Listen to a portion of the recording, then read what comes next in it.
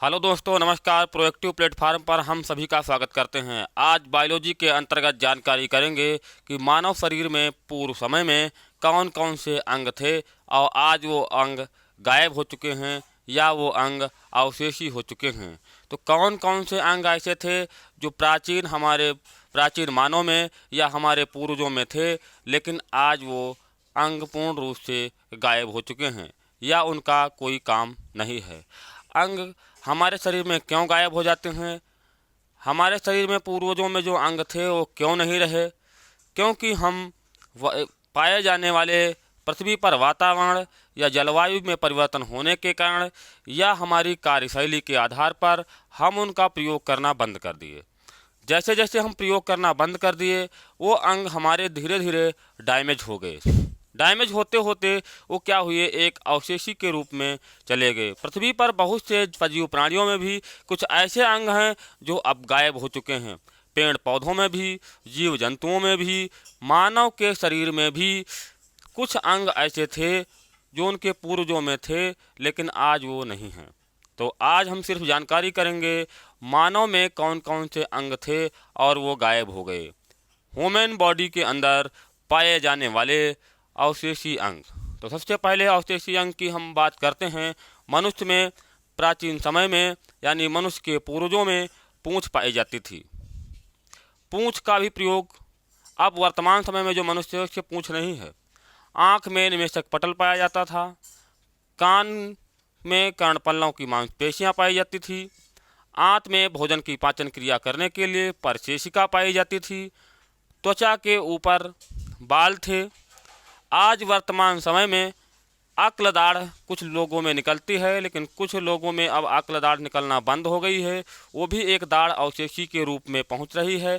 तो देखिएगा मनुष्य के शरीर में पाए जाने वाले विभिन्न प्रकार के अंग। आइए देखिए मानव के शरीर में कौन कौन से अवशेषी अंग थे, अब वो हैं अब नहीं हैं। ध्यान दीजिए, अवशेषी अंग में सबसे पहले मनुष्य में क्या है? सबसे पहला पॉइंट देते हैं परिशेषिका। परिशेषिका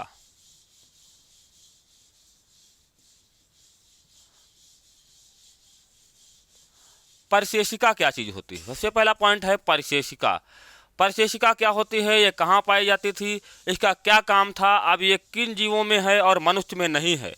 परिशेषिका परिशेषिका क्या होती है? ये क्रम रूप परिशेषिका। इसका दूसरा एक नाम भी क्रम रूप कहा जाता है। क्रम रूप, या कहीं लिखा हो सकता है क्रम रूपी परिशेषिका। ठीक है। तो ये क्या था? मानव के शरीर में पाई जाने वाली बड़ी आंत के ठीक नीचे, बड़ी आंत का चित्र एक बनाते हैं।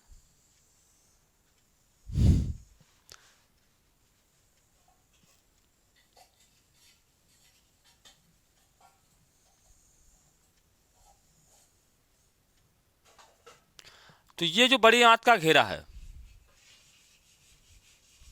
ये बड़ी आंत का घेरा है, और इस बड़ी आंत के घेरे में यहाँ पर हिस्से में छोटे आकार के घुमावदार रचना के रूप में यह हिस्सा पाया जाता था। इसका भाग का हिस्सा ऐसा था यहाँ पर। तो ये हमारा क्या था? परिशेषिका। क्या था? परिशेषिका। ये हमारे शरीर में कौन सा अंग था? परिशेषिका। अभी परिशेषिका का क्या काम था? मानव के शरीर में परिशेषिका मुख्य रूप से सेल्यूलोज का पाचन करती थी। सेल्यूलोज क्या होता है? सेल्यूलोज पेड़ पौधों के शरीर में पाया जाने वाला एक निर्जीव पदार्थ है। जब ये हमारा पूर्वज यानी प्राचीन मानव जंगलों में रहता था, जंगल में निवास करता था, उस समय पका हुआ भोजन या पका हुआ मांस खाने को नहीं मिलता था। लेकिन उस समय के मनुष्य में क्या पेड़ पौधों की पत्तियाँ, कच्चा मांस, विभिन्न प्रकार के खाद्य पदार्थों का यूज करके अपना जीवन यापन करते थे। तो परिशेषिका का काम क्या था? सेल्यूलोज का पाचन करना। क्या था? सेल्यूलोज।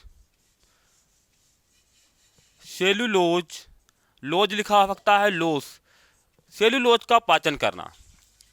परिशेषिका अब जंतुओं में पाई जाती है, जैसे कि गाय, भैंस, बकरी। ये क्या करते हैं? पेड़ पौधों की पत्तियाँ, चारा खाते हैं, इनकी आंत में परसेशिका पाई जाती है, जो क्या करते हैं, सेल्यूलोज के पाचन करने में सहायता प्रदान करते हैं। अब मनुष्य में इसका कोई काम तो रहा नहीं। मनुष्य क्या करता है, प्रतिदिन दैनिक यूज करने में दाल, चावल, रोटी, सब्जी, पका हुआ भोजन, पका हुआ मांस या विभिन्न प्रकार के। लेकिन एक था उस समय, प्राचीन समय में मनुष्य, पहले जब पूर्वज हमारा मानव जीवन यापन करता था, वैज्ञानिकों का मानना है कि उस समय का जो मनुष्य था सिर्फ शाकाहारी था, मांस खाना ही नहीं जानता था। उस समय ये परसेशिका पूर्ण विकसित थी।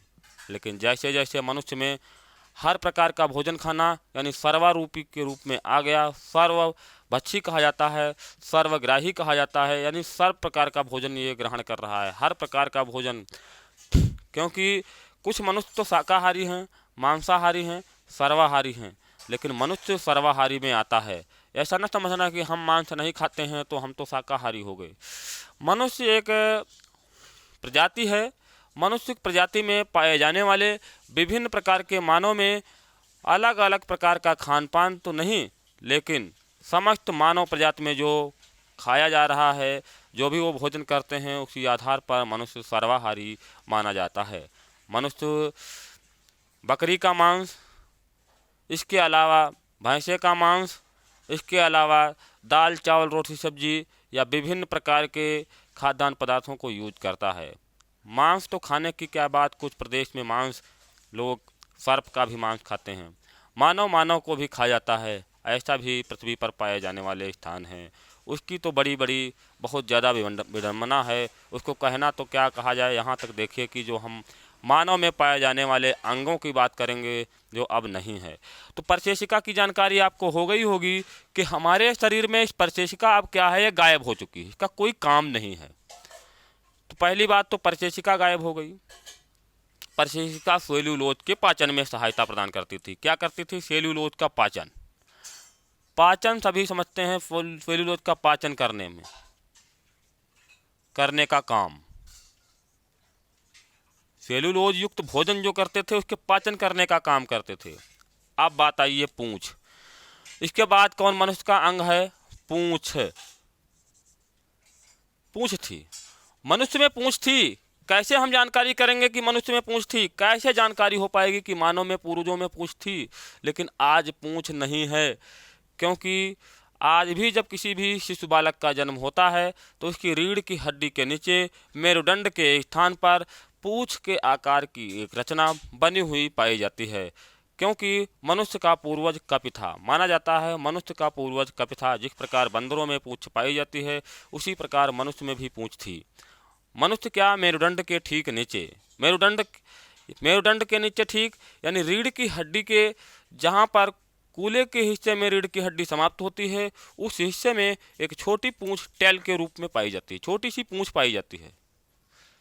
यानी यहाँ से रीढ़ की हड्डी जो बनी होंगी, लेकिन ये इतना आकार, रीढ़ की हड्डी के अलावा भी ये तो पसलियाँ वगैरह जो भी होगा बिखराव, लेकिन ये जो आकार होगा, ये पूंछ, ये मनुष्य के आज भी जन्म के समय बच्चे में पूंछाकार आकृति महसूस होती है, मालूम होती है, लेकिन वो धीरे धीरे कुछ ही समय के उपरांत विलीन हो जाती है, गायब हो जाती है। इससे आपको पता चलता है, इससे मानव को, वैज्ञानिकों ने पता लगाया है कि मानव के पूर्वजों में पूंछ थी। पूंछ पूर्ण रूप से विकसित थी। यहाँ तो छोटी शिल्प मालूम हो रहा है, लेकिन उस समय पूर्ण रूप से विकसित थी। पूंछ का काम क्या था? वैज्ञानिकों का मानना है, विद्वानों का मानना है कि पूर्वज के मानव में पूंछ का क्या काम था।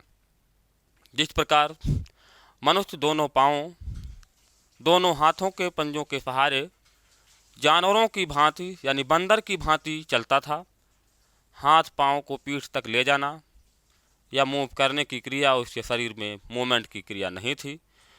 कपड़े वस्त्र पहनने के लिए किसी भी गुप्तांग को ढकने का यूज नहीं था। आज भी जानवरों में पूंछ जो एक प्राकृतिक सिस्टम है कि गुप्तांग को ढकने का काम करती है, इसी प्रकार से मनुष्य में भी पूंछ गुप्तांग को ढकने का काम करती थी। मनुष्य और क्या काम करते थे कि किसी भी जानवर को देख रहे हैं, अगर जानवर की पीठ के ऊपर कोई कीड़ा पक्षी कुछ बैठ जाता है तो क्या करता है जानवर? पूंछ ही चलाता है। तो मान लीजिए मनुष्य पूंछ के द्वारा ही अपने शरीर की रक्षा करने का काम भी करता होगा। तो आपको पता चल गया होगा कि हमारे पूर्वजों में पूर्वज हमारा कपि था, लेकिन उस समय का जो मनुष्य था उसके भी पूँछ थी।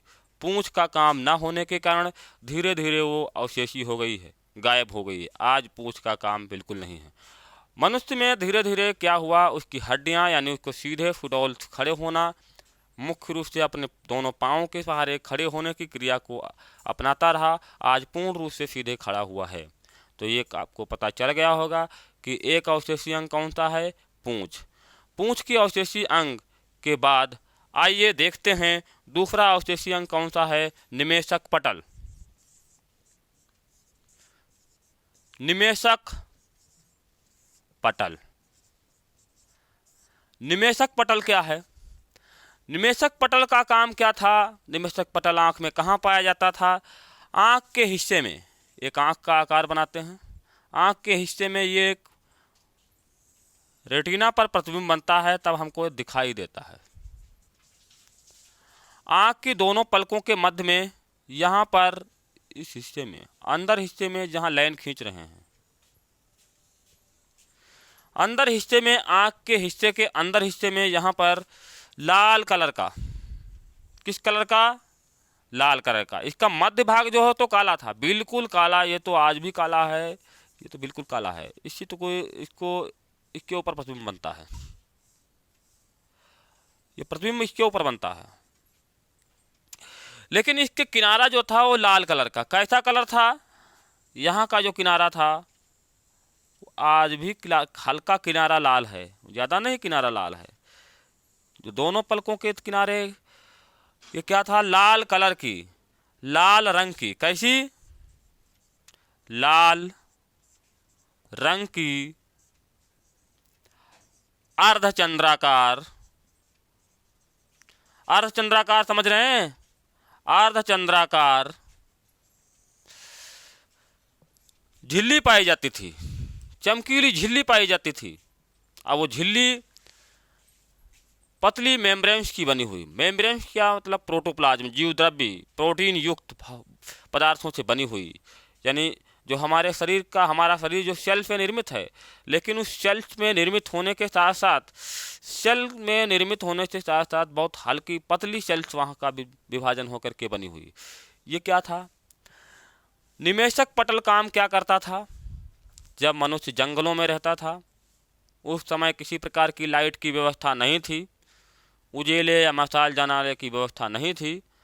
जब सूर्य का उदय होता था तो निमेषक पटल काम करना बंद कर देती, और जब सूर्य अस्त होता तो निमेषक पटल से मनुष्य को ऑटोमेटिक दिखाई देता। आज कुछ जानवरों में भी निमेषक पटल पाया जाता है। जैसा कि निमेषक पटल की हम जानकारी कब कर पाएंगे? जब भी हम किसी भी सजीव प्राणी को या किसी भी कुत्ते, बिल्ली, उल्लू, गाय, भैंस, बकरी, कुछ जीव सजीव में भी निमेषक पटल है और गायब हो चुका है, लेकिन मनुष्य में नहीं है। जब वो कहीं अंधेरे, घनघोर अंधेरे में बैठा हो और उसकी आंख बिल्कुल बल्ब के समान चमक रही हो, तो आप समझ जाना उसके शरीर के अंदर, उसकी आंख में निमेषक पटल है। निमेषक पटल का काम क्या था? रात्र में दिखाई देना। रात्र में दिखाई देने का काम आज एक मनुष्य की आंख में भी एक लाल रंग की अर्धचंद्राकार एक मेम्ब्रेन झिल्ली पाई जाती थी, जो निमेषक पटल के रूप में जानी जाती है। आज वो पूर्ण रूप से गायब हो चुकी है, क्योंकि मनुष्य मशाल का यूज करना शुरू किया, उजेले में रहना पसंद किया। निमेषक पटल बच्चे में जन्म से तुरंत बाद पूर्ण रूप से विकसित नहीं होती है, लेकिन जैसे जैसे उसके शरीर में विकास होना शुरू हो जाता है, इसीलिए कहा जाता है कि छोटे बच्चों में शारीरिक, मानसिक और बौद्धिक विकास बहुत तेजी से होता है। निमेषक पटल का विकास मनुष्य, जब मानव प्राणी बालक जो था वो धीरे धीरे जब डेवलप कर लेता, यानी उसके शरीर में मानसिक और शारीरिक का विकास होना शुरू हो जाता, तब निमेषक पटल भी सक्रिय होती थी। इसलिए मनुष्य जब जानकार हुआ, कुछ बड़ा हुआ, यानी लगभग 0 लेवल से लेकर के 5 साल की अवस्था तक जैसे जैसे पहुंचा, उसको उजेले में रहना, विभिन्न प्रकार की वस्तुओं को देखना पसंद होने लगा। ऐसी क्रिया हो जाने के कारण उसके शरीर में निमेषक पटल का अभाव हो गया। निमेषक पटल का कोई अब हमारे आँख के अंदर काम नहीं है। लेकिन आज वर्तमान समय में अगर निमेषक पटल पाया जाता होता तो हमको रात्र में दिखाई देता। अगर हम गाड़ी से चल रहे हैं, मोटरसाइकिल वगैरह किसी भी लाइट के सहारे चल रहे हैं, उस समय हमारा उस रास्ता को देखने का काम निमेषक पटल ही करती थी। आज वो हमारे शरीर में नहीं है। तो ध्यान दीजिए, हमारे पूर्वजों में निमेषक पटल था, आज नहीं है।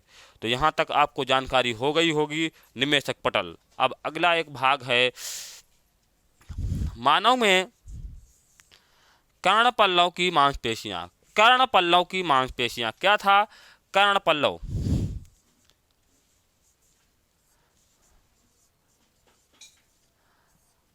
कर्णपल्लव की मांसपेशियां थी। मांसपेशियां कहो या पेशियां थी, कर्णपल्लव की पेशियां। सबसे बात, नाम तो मुख्य रूप से कर्णपल्लव ही कहा जाता है। कर्णपल्लव की पेशियां। कान के आकार, कान का आकार कैसा है? अब यहां पर कर्णपल्लव क्या, इसके अंदर कान में यहां पर क्या था? कर्णपल्लव की मांसपेशियां पाई जाती थी। कर्णपल्लव की मांसपेशियां आज पूर्ण रूप से विकसित हो चुकी, क्या हो चुकी हैं? गायब हो चुकी, विकसित नहीं। कर्णपल्लव की मांसपेशियां क्या हुई? कान की गायब हो गई हैं। कान का आकार कुछ भारी था। कर्णपल्लव की मांसपेशियां जो थी, आज वो क्या हुई? गायब हो गई हैं। उनका काम बिल्कुल अब समाप्त हो गया है। कर्णपल्लव काम क्या करता था?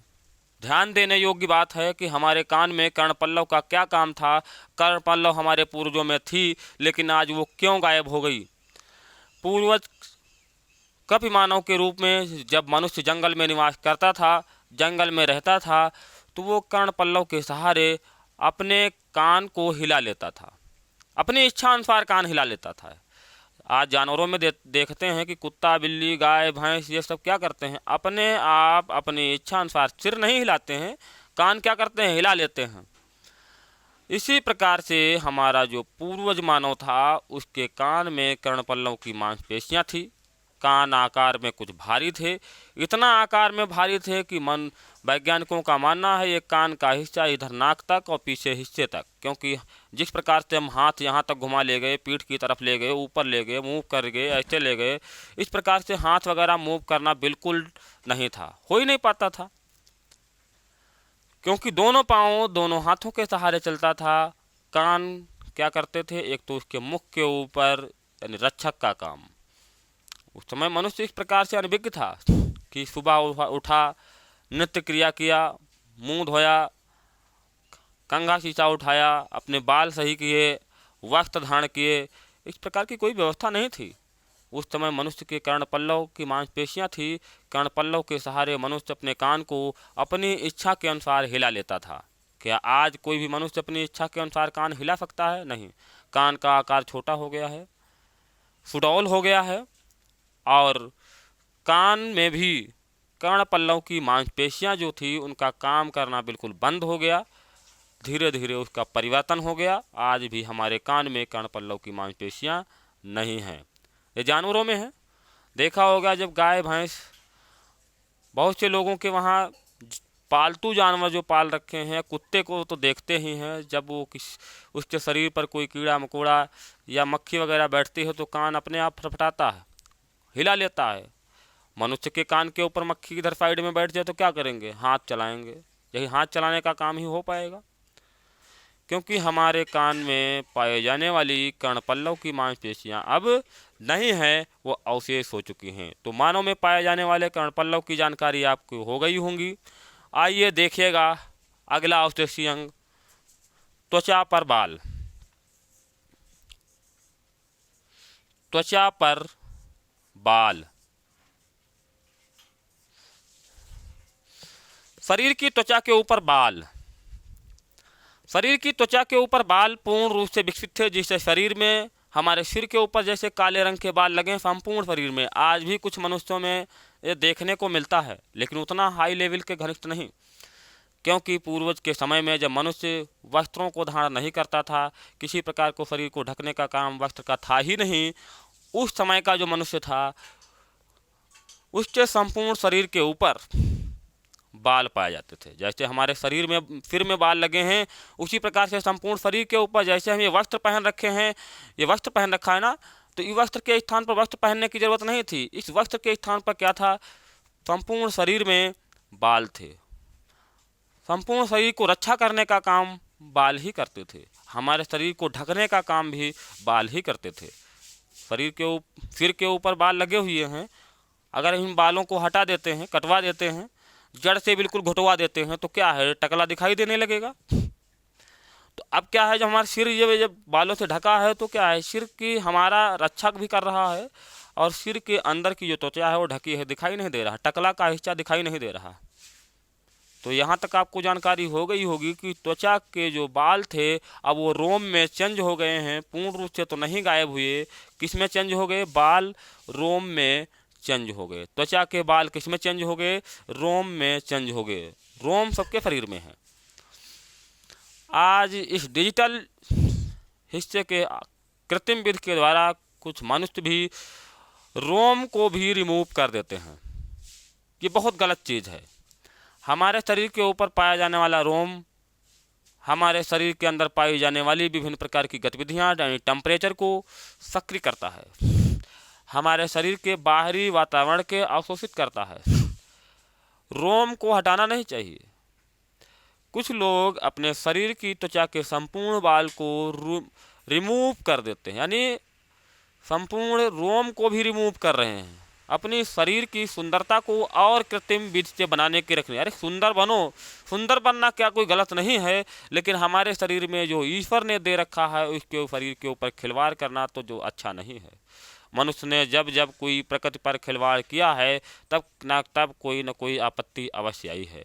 जब हमारे शरीर में सभी अंग जैसे भी चल रहे हैं, लेकिन जो गायब हो गए, अवशेषी हो गए, वो एक तो हमारे कार्यशैली पर आधारित थे। जैसा हम कार्य व्यवहार करें, जैसे कार्य करते रहे, वैसा हमारा होता रहा। जैसे कि हम लोग पढ़ाई करते हैं, पढ़ाई करने के साथ साथ या हम साइकिल चलाना सीखते हैं, गाड़ी चलाना सीखते हैं, तो जैसे जैसे हम क्रिया करते गए तो हमारा काम क्या हो गया, सीख गए हैं तुरंत। जैसे हम साइकिल चला रहे हैं, साइकिल चलाते हुए विद्यालय जाते हैं, या साइकिल चलाते हुए गाड़ी चलाते हुए कहीं जा रहे हैं, तो हम को बार बार ध्यान देना नहीं है कि यहाँ पर गड्ढा है तो हमको अब ब्रेक दाबना है, यहाँ पर अब ऊंचा होना है, या वहाँ पर साइकिल को ऑटोमेटिक यहाँ पर मोड़ आ गई है तो हम ध्यान देने की ज़रूरत है कि मोड़ पर गाड़ी घुमाना है। ऑटोमेटिक क्या है, हमारा मस्तिष्क, हमारे हाथ पांव वैसे काम करते रहते हैं। जैसे भी हम दाहिने हाथ से काम कर रहे हैं तो दाहिना हाथ हमारा ज़्यादा विकसित है, बाएं हाथ से काम नहीं करते हैं, बायां हाथ कम विकसित है। दाहिने हाथ से हम वजन ज़्यादा उठा लेंगे। तो ऐसा नहीं कि बायां हाथ से हम काम कम कर रहे हो तो बायां हाथ हमारा अवशेषी हो गया। अवशेषी नहीं, इसकी मांसपेशियाँ विकसित नहीं हैं और इसकी मांसपेशियाँ मजबूत हो गई हैं। तो जो व्यक्ति दाहिने हाथ से काम करता है, या दाहिने आँख, दाहिना कान, दाहिना हाथ, उसका ज़्यादा विकसित होगा। बायां हाथ, बाएं आँख, बायां कान वो कम सक्रिय होगा, क्योंकि हमारे शरीर के मध्य नाक के हिस्से के स्थित जिस हिस्से में महिलाएं बीच में मांग करती हूँ, वो हमारे शरीर का दायां हिस्सा और बायां हिस्सा दोनों क्या है, समविभाजन पर आधारित हैं। दोनों हाथ, दोनों पाँव, दोनों आँखें, दोनों कान, ये क्या हैं, दोनों तरीके से बराबर स्थिति में हैं, लेकिन हमारी कार्यशैली के आधार पर एक का विकास ज़्यादा है। कुछ लोगों में देखा होगा कि बाएं हाथ से लिखना का काम, बाएं हाथ से खाना खाने का काम, बाएं हाथ से अन्य प्रकार का भी काम करते हैं, तो उनका बायां हाथ ज़्यादा विकसित होता है। बायां हाथ ज़्यादा विकसित है, तो बायां हाथ विकसित हो जाने के कारण क्या हुआ, आँख, कान या बायां हाथ ज़्यादा विकसित है, ज़्यादा वजन उठा लेंगे, दाहिने से कम वजन उठा पाएंगे। तो आप बात ध्यान दीजिए, एक बात और, त्वचा पर बाल क्यों गायब हो गए, क्योंकि मनुष्य वस्त्र धारण शुरू कर दिया था। मनुष्य अपने शरीर के ऊपर वस्त्र धारण करना शुरू किया। जब जंगलों में रहता था तो जानवरों की क्या हुआ, एक बार बहुत ठंडक हुई। वैज्ञानिकों को मानना है कि बहुत भीषण ठंड पड़ रहा था। ठंडक से बचने के लिए मानव ने शिकार करता ही था, जानवरों की खाल को निकालता था, उस खाल को क्या किया, ओढ़ लिया चादर के रूप में। आज भी ठंड लग रहा है तो क्या करते हैं, रजाई ओढ़ लेते हैं, कंबल ओढ़ लेते हैं, चादर ओढ़ लेते हैं, या अच्छी प्रकार का जैकेट पहनते हैं। इसी प्रकार से उस समय क्या किया, मनुष्य ने जानवरों की खाल को ओढ़ने का प्रयोग कर लिया। पत्तों से शरीर ढकना शुरू कर दिया। तो बड़ा उसको आनंद लगा, बड़ा आराम लगा। जब हमको किसी कहीं ठंडक में जा रहे हों, बहुत ठंडा लग गया हो, इसके बाद हम गर्म कपड़े यूज करते हैं तो हमको बड़ी सुकून मिलती है। तो सुकून जब हमारे शरीर को मिलता है तो हम क्या चाहते हैं कि हमारे लिए अब ऐसा ही होना चाहिए। हम डेली पैदल जा रहे हैं, 10 किलोमीटर पैदल चलते हैं। एक दिन हम 10 किलोमीटर साइकिल से गए तो हमको कम समय लगा। फिर एक दिन हम मोटरसाइकिल से गए, उससे भी कम समय लगा। 4 व्हीलर गाड़ी से गए, उससे भी कम समय लगा। तो हमारे शरीर के अंदर क्या हुई, हमारे मन में एक जिज्ञासा पैदा हुई कि अब हमको कम समय में वहाँ तक पहुँचना और हमारे लिए आरामदायक है। तो आप मनुष्य क्या चाहता है कि आराम वाला ही काम, आरामदायक। आराम होने के कारण हमारे शरीर का विकास, हमारे शरीर में वातावरण के परिवर्तन के साथ वातावरण का भी परिवर्तन होता चला गया। पूर्व समय में कैसा वातावरण था, कैसी जलवायु थी, आज बहुत बड़ा परिवर्तन हो चुका है। तो आइए, त्वचा पर बाल की बात हो गई। जब हम वस्त्र धारण करना शुरू कर दिए तो हमारे बाल भी क्या है, रोम में चेंज हो गए। जैसे आप एक उदाहरण है, मनुष्य के शरीर के ऊपर के बाल क्यों नहीं रोम में बदल गए, सिर के ऊपर के जो बाल लगे हैं, क्योंकि इतना हिस्सा हम खुला रखते हैं। और हमारे शरीर के सिर के जो बाल हैं उनका हार्मोन ज़्यादा एक्टिव है, इसलिए हमारे शरीर के सिर के बाल जो हैं वो गायब तो नहीं हुए। अगर इसको चाहते हैं कि हमारे बाल भी अवशेषी हो जाएं तो एक बढ़िया प्लास्टिक का या कोई बहुत हार्ड टोपा बनवाइए और शरीर पर आप नहाने धोने के बाद फिर तुरंत लगाइए। इसको हर वक्त लगाए रखो, चाहे जाड़ा हो, गर्मी हो, बरसात हो, कोई भी मौसम हो, लगाइए रखे। तो एक दिन क्या होगा, ये भी गायब हो जाएंगे, टकला हो जाओगे। लेकिन कुछ में देखा होगा कि नहीं, यहाँ के व्यक्ति बाल गायब हो गए हैं, गंजा हो गए हैं। वो तो एक जेनेटिक लक्षण है यार, माता पिता के लक्षण आ रहे हों। मानव की वंशावली में तीसरी पीढ़ी में उसके जेनेटिक लक्षण प्रकट हो जाते हैं। तो बाल की बात हो गई। अब बात आती है मनुष्य में एक, यहाँ तक तो कुछ मुख्य अवशेषी अंग बताए दिए हैं। मनुष्य में आज तक वैज्ञानिकों का मानना है कि मनुष्य और सजीव प्राणी को मिलाकर 100 अंगों तक अवशेषी हो चुके हैं, 100 अंग गायब हो चुके हैं। मानव यानी सजीव प्राणियों में 100 से अधिक अंग गायब हो चुके हैं। लेकिन मनुष्य का मानना क्यों है 100 से अधिक अंग, कैसे अंग गायब हुए? हमारा पूर्वज जो था उसके मुख का जबड़ा आगे की तरफ निकला हुआ था, क्योंकि जब हम कोई चीज़ खाते थे तो हम आगे वाले जबड़े से नोच कर खाते थे। खिंचाव के कारण हमारा जबड़ा आगे की तरफ बढ़ता गया। आप लोगों ने अपने क्लास में पढ़ा होगा कभी कि जिराफ का उदाहरण पढ़ा होगा। जिराफ की गर्दन अगली ऊंची है, आगे की टांगे ऊंची, गर्दन लंबी। एक बार पृथ्वी पर बहुत बड़ा भूकंप आ गया। भूकंप आने से यहाँ की जलवायु में परिवर्तन हुआ, सूखा पड़ गया, पृथ्वी पर कुछ खाने योग्य नहीं बचा। तो जिराफ जो जानवर था वो क्या किया, उसकी अगली टांग और गर्दन क्या थी, छोटी थी। ज़मीन पर जब खाने योग्य नहीं बचा तो भोजन के लिए पेड़ पौधों की पत्तियां और ऊंची गर्दन के खिंचाव के कारण उसकी गर्दन और उसका जो अगली टांगें थी वो लंबी हो गई। सर्पों के पांव थे, सर्प चलने के लिए पांव का सहारा बंद किया, घिसल कर चलने लगे, घसीट कर चलने लगे, बिलों में रहना पसंद करने लगे। उनके क्या हुए, पांव भी गायब हो गए। तो लैमार्क, एक वैज्ञानिक का नाम आता है लैमार्क। लैमार्क का मानना है जिस अंग का हम प्रयोग नहीं करेंगे वो अंग की मांसपेशियां क्या होंगी, सक्रिय नहीं होंगी और वो अंग हमारा विलुप्त हो सकता है। तो मानो एक कार्यशैली के आधार पर, दिनचर्या के आधार पर जो भी काम करता है, प्रतिदिन जैसे भी काम करता हो उसकी हैबिटी उसी हिसाब से बढ़ जाती है। जैसे अगर हम पढ़ाई कर रहे हैं, पढ़ाई करने का काम कर रहे हैं, पढ़ते पढ़ते हमको थकान महसूस होता है, तो क्या है, हमारे माइंड के मस्तिष्क जो मेमोरी सिस्टम है वो अच्छा नहीं, डैमेज नहीं है।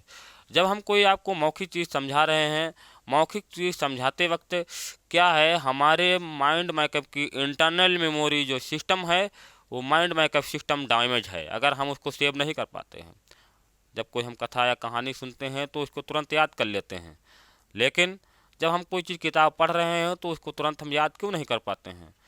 क्योंकि हमारा उस समय ध्यान एकाग्र नहीं रह पाता है। चलो ये अगली क्लास में चीज़ें बताई जाएंगी, कैसा हमारा मस्तिष्क का काम करता है, हमको याददाश्त कैसे बढ़ती है, जब हम मस्तिष्क वाला चैप्टर शुरू करेंगे। लेकिन टॉपिक मस्तिष्क की बात आएगी, ब्रेन के बारे में। यहाँ पर बात आती है एक अंग और हमारे इस वर्तमान समय में गायब हो रहा है, वो अंग है अक्ल की दाढ़। क्या है, एक अंग और गायब होने वाला है, गायब नहीं हुआ है लेकिन गायब होने वाला है, अक्ल की दाढ़। अक्ल की दाढ़, अक्ल दाढ़ क्या है? 32 दांत हैं लेकिन लास्ट में एक अक्ल दाढ़ निकलती है। कुछ मनुष्यों में 17 साल के एज के बाद, 17 साल की एज के बाद, 18 साल की एज के बाद वो निकलता है, चाहे वो 28 साल की एज में निकले, यानी 30 साल की एज के अंदर लगभग निकल आता है, 28-30 साल की एज में। अक्ल की दाढ़ अब कुछ मनुष्यों में नहीं निकल रही है।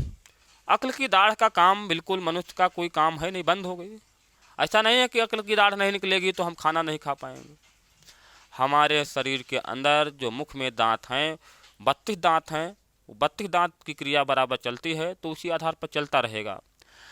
तो सजीव प्राणियों में 100 से अधिक अवशेषीय अंग गायब हो चुके हैं, पेड़ पौधों में भी अवशेषीय अंग गायब हो चुके हैं। तो आज हम मनुष्य के कुछ अवशेषीय अंग बताए थे जो महत्वपूर्ण थे। अगर ये आज हमारे वर्तमान समय में होते तो आज और भी हमारा शरीर कैसा लग रहा होता, ये आप कल्पना कर रहे होंगे। एक बार फिर से रिवीजन करेंगे, मानव में अवशेषीय अंग, वुमेन बॉडी स्ट्रक्चर कैसा था और उसमें कैसे कैसे बदलाव हुए। तो आइए देखिए, फिर से एक बार रिवीजन कर लें। परशेषिका, परशेषिका क्रम रूप के रूप में बड़ी आंत के ठीक नीचे, कहाँ पर? बड़ी आंत, बड़ी आंत के हिस्से में एक परशेषिका का भाग पाया जाता था जो सेल्यूलोज के पाचन करने में का काम करते थे। यहाँ पर बात आती है पूंछ। मनुष्य में पूंछ पूर्वज में थी, पूंछ पूर्ण रूप से विकसित थी, गुप्तांग को ढकने का काम करती थी। लेकिन आज पूंछ क्या है, वो अवशेष हो चुकी है, गायब हो गई है, पूंछ का काम ही नहीं है, बंद हो गई है। अब क्या है, ये पूंछ का आकार मनुष्य कैसे मान लिया? क्योंकि आज भी जब किसी शिशु बालक का जन्म होता है तो जन्म के तुरंत बाद, बालक के जन्म के तुरंत बाद क्या होता है, उसके बालक का घुमाव कैसा होता है? वो दोनों टांगे एक जगह, क्या होता है, दोनों टांगों की एक जगह इस प्रकार से मिली हुई और इधर का हिस्सा मुड़ा हुआ। तो जब मेरुदंड के नीचे का हिस्सा जो है इधर का, तो क्या है, पूछाकार आकृति, रीढ़ की हड्डी के ठीक नीचे का आकार पूंछ के आकार की रचना को प्रदर्शित करता है, जिससे महसूस होता है कि हमारे पूर्वजों में पूंछ थी लेकिन आज वो गायब हो चुकी है। निमेषक पटल, निमेषक पटल आँख के अंदर एक लाल कलर की, लाल रंग की अर्धचंद्राकार एक झिल्ली पाई जाती थी, मेम्ब्रेन झिल्ली पाई जाती थी, जिसके कारण वो हमको रात्रि में दिखाई देता था, लेकिन आज वो दिखाई देना बंद हो गया है। कर्णपल्लव, हमारे कान के अंदर का कर्णपल्लव की मांसपेशियां पाई जाती थी, कान हम अपनी इच्छानुसार हिला लेते थे, आज हम वो नहीं हिला पा रहे हैं। त्वचा पर बाल थे, हम वस्त्र धारण करना शुरू किए, जैसे जैसे त्वचा के बाल आज अवशेषी हो गए हैं, त्वचा के बाल पूर्ण रूप से गायब हो चुके हैं, उनका प्रयोग होना बिल्कुल बंद हो चुका है। तो यहाँ तक आज मनुष्य के अवशेषी अंग थे। मनुष्य के अवशेषी अंग की आपको जानकारी हो गई होगी।